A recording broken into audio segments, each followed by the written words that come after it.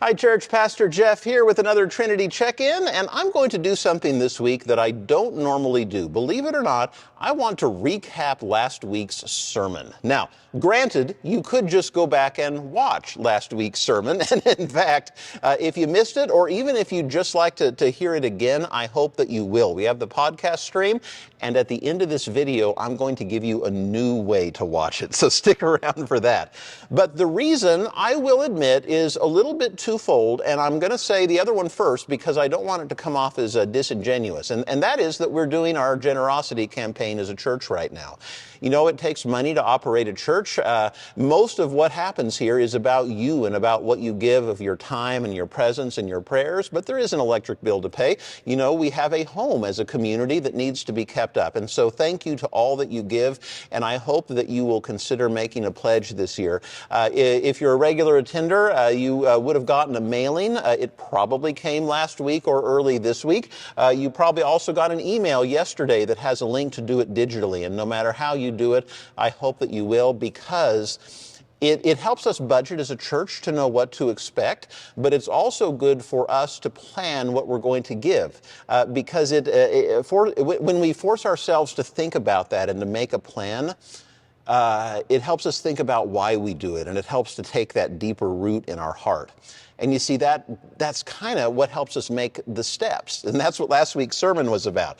See, there's a tool that I've discovered to talk about the role, about how we grow in generosity, that is the best tool I've ever heard to talk about it. And it's a series of steps. So I'll put them on the screen here if you want to see. I'm not going to talk about each individual step right now. You can watch last week's sermon for that, or read the information that's in the mailing or the email if you want the specifics. But what happens when you take these steps, though, is that it's not so much about how much you give. It's not necessarily about giving more. It's more about how you think about what you give, how you approach that decision of what to give, and how you do that, how you think about your giving has more of an effect on who you are as a person. It softens your heart, as it said sometime in the Bible, and it just reflects more on what you do in every other thing in your life too. It's part of how we reach that full life in Christ, whether we give to the church or other organizations, whether we give of money, of our time and energy.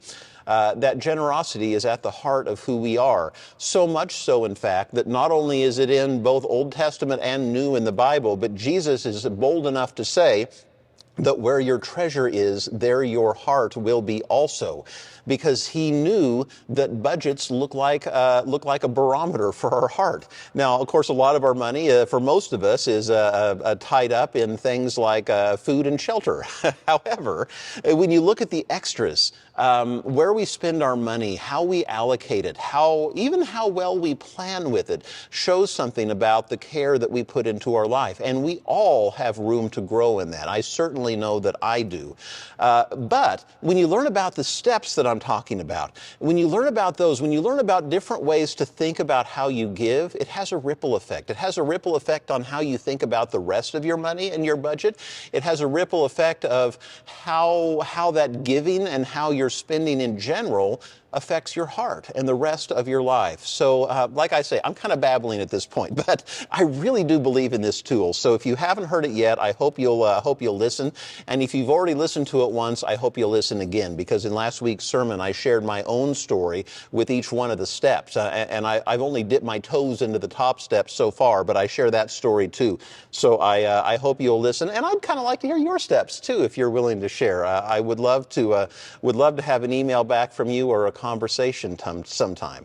Okay, I promised you, though, at the end of this video that I would give you a new way to watch the sermon. We are launching something new here at Trinity today. As a matter of fact, with this video, we're launching something new, and that is a YouTube channel. Now, I know that seems obvious. We've been on Facebook and other social media for a while now. However, it's almost kind of silly that we haven't been on YouTube so far. I know I spend probably too much time on YouTube myself. myself watching videos from other people, so why shouldn't we be there too?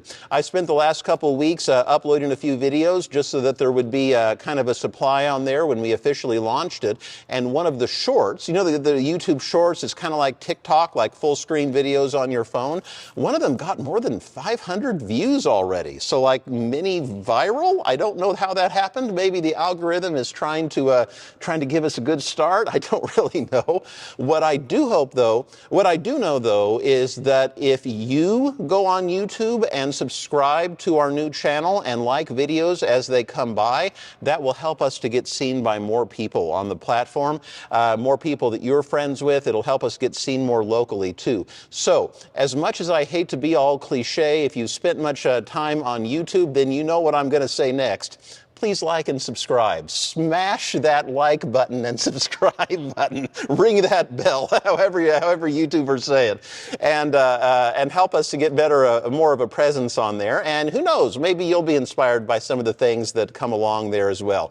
Like I said, you'll find last week's sermon with the steps on there. And as an extra bonus, Sunday we premiered the latest song from Megan McCumber and Michael Tolley, our music director. They wrote a song called Chorus of Believers that was wonderful. It was in my head the whole rest of the day. It's got one of those hooks in it that sticks with you. So I hope you listen to that while you're on our YouTube channel as well.